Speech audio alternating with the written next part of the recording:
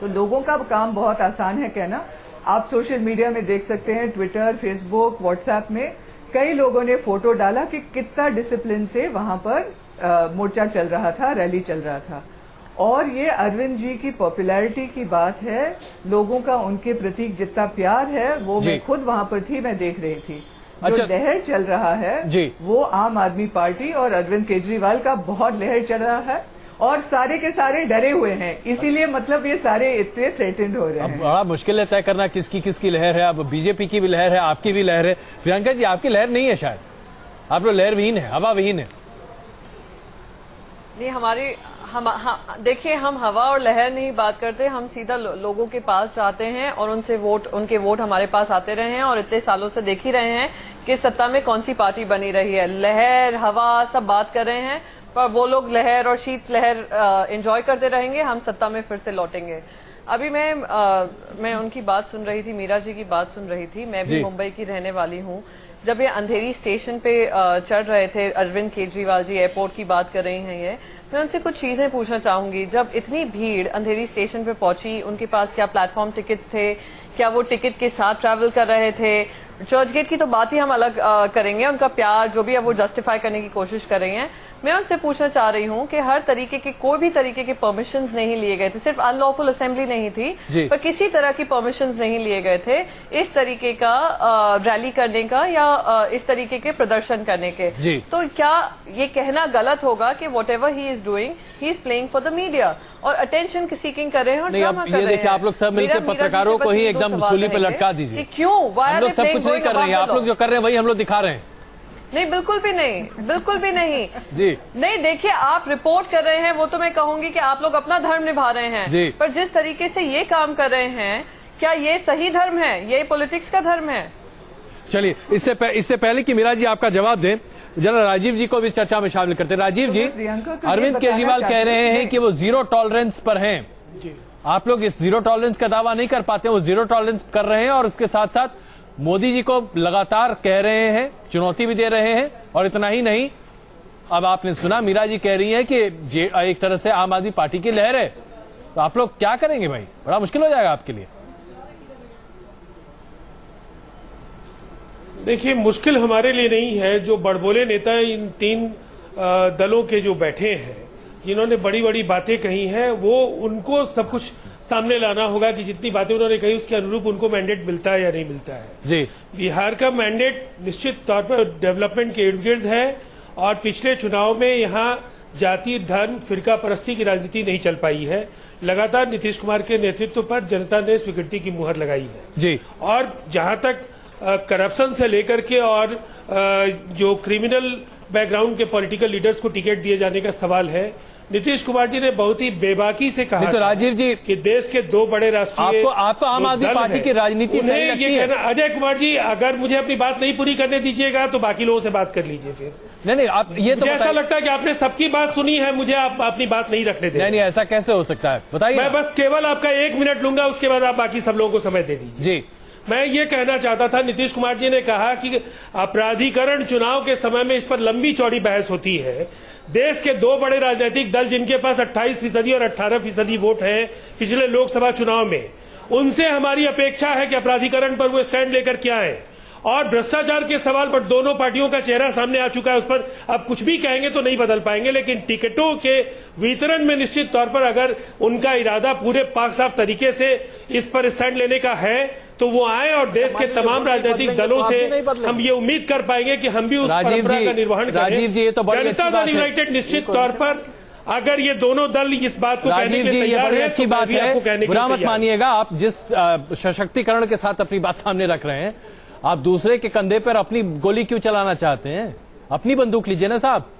आप कहिए कि हम नहीं करेंगे। अरविंद केजरीवाल दावा से क्षेत्रीय पार्टियों को देखते हैं। सुनिए राजीव जी, अगर आप इस बात पर बहस कर रहे हैं तो बहस इस बात पर होनी चाहिए। एक पार्टी है जो ये कह रही है, राजीव जी, एक पार्टी है जो ये कह रही है कि हम किसी भी भ्रष्ट व्यक्ति को टिकट नहीं देंगे। आप ऐसा दावा क्यों नहीं कर पाते? पार्टियों की है, आप भी ऐसा दावा कीजिए ना। अरविंद केजरीवाल तो ताल ठोक कर कह रहे हैं, आप कह सकते हैं क्या? मजेदार तर्क है आपका हमारा ये, हम तो बार बार कह रहे हैं कि ये दोनों पार्टियां आपके पैनल बहस में बैठी हैं। नहीं, मैं आपसे पूछ रहा हूँ, आप दूसरी पार्टी से क्यों पूछना चाहते हैं? राजीव जी देखिए, दावा करें और निश्चित तौर पर हमारे दल की तरफ से राजीव जी और उस परंपरा का निर्वाह। राजीव जी, शर्तों पर राजनीति कौन करता है? शर्तों पर राजनीति तो आप नहीं कर सकते ना। आप शर्त रखना चाहते हैं कि ऐसा हो जाए तो हम ऐसा कर देंगे। नाम पर इन दोनों आप ये बताइए, आप क्या करना चाहते हैं? को जिस विकृत आप क्या कर सकते हैं? भारतीय जनता पार्टी राजीव जी, राजीव जी समझौते के साथ, राजीव जी सीधा सवाल है, आप क्या कर सकते हैं? क्या आप के बारे में मैंने आपको पहले मीरा सान्याल तो साफ तौर पर कह रही है कि उनकी पार्टी किसी भी व्यक्ति को टिकट ऐसा नहीं देगी जो कि दागी हो। क्या आप ये कह सकते हैं? वो क्या बोलेंगी? वो बातें लंबी करती हैं। चलिए, तो आप नहीं मान रहे ना, तो चलिए आइए अब इसी के साथ साथ इस चर्चा को जरा और आगे बढ़ाते हैं। राजीव जी, देश की जनता ने देखा, आगे बढ़ाते इस चर्चा को। आइए आपको दिखाते हैं अरविंद केजरीवाल किस तरीके से नरेंद्र मोदी को आड़े हाथों ले रहे हैं। नलिन जी जरा गौर फरमाइएगा। मैं मन में सोच रहा था, मान लो मोदी जी की सरकार बन जाए, मोदी जी प्रधानमंत्री बन जाएं, तो उनके कैबिनेट मंत्री कौन कौन होंगे? अमित शाह देश के गृह मंत्री होंगे, जिनको सुप्रीम कोर्ट ने बोला है कि गुजरात में घुस नहीं सकते क्योंकि तुमने बहुत गलत काम कर रखे हैं। वो आदमी हमारे देश का गृह मंत्री बनेगा। येडियुरप्पा हमारे देश का माइनिंग मिनिस्टर बनेगा।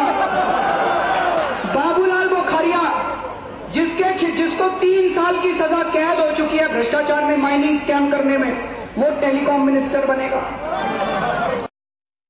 तो मैं गुजरात गया, मैंने बहुत सुना था रामराज आ गया, रामराज आ गया, रामराज आ गया, शिक्षा अच्छी हो गई, भ्रष्टाचार दूर हो गया। हमारे दिल्ली में मोदी जी ने बड़े बड़े बोर्ड लगवा रखे हैं, बीजेपी की सरकार आएगी भ्रष्टाचार भगाएगी। अरे गुजरात में तो देख लो पहले भ्रष्टाचार कब हुआ थी। तो मैं गया स्टडी करने के लिए, भाई गुजरात में क्या हुआ। तो भाई साहब मैं तो चौंक गया, वहां पे जो हालत है, वहां पे एक काम गुजरात के अंदर बिना पैसे के नहीं होता, एक काम नहीं होता। हाँ बिल्कुल। नलिन जी, सीधा प्रहार आपके ऊपर है। कोई दिक्कत नहीं है। मैंने तो इस कार्यक्रम की शुरुआत में कहा, ये विचित्र व्यक्ति हैं।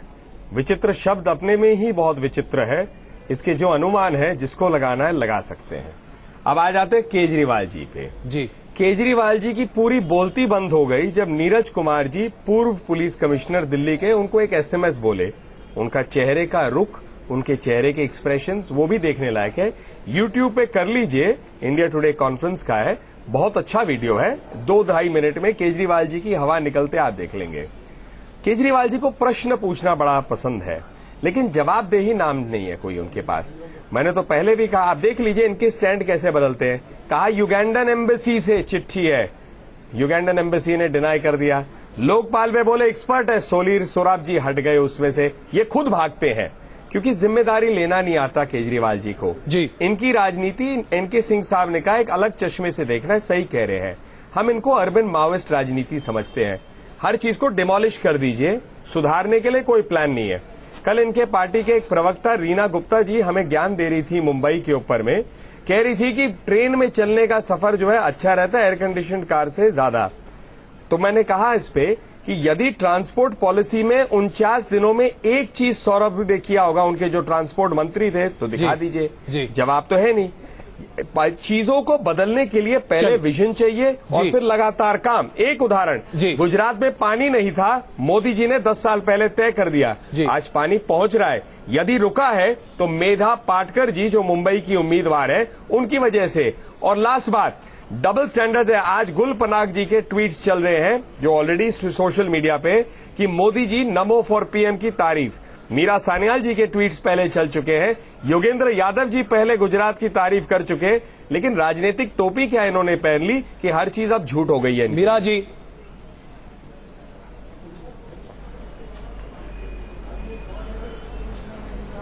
हाँ जी बोलिए। जी, आप क्या जवाब देना चाहेंगे? बहुत शौक से मेरे ट्वीट्स को पढ़िए, फेसबुक को पढ़िए, ब्लॉग को पढ़िए। जी, जो नहीं, अरे देखिए ना, मैं बता रही हूँ, जितने भी हमारे प्रोजेक्ट्स थे जहां पर मैं गई हूँ, गांव-गांव में रह चुकी हूँ, वहां पर हमारे बैंक के फाउंडेशन ने पैसे दिए, लेकिन एक भी ट्वीट ने हमने अपने लिए क्रेडिट नहीं लिया।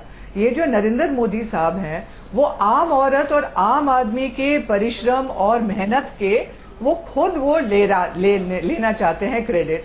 यही तो इनकी बड़प्पन है।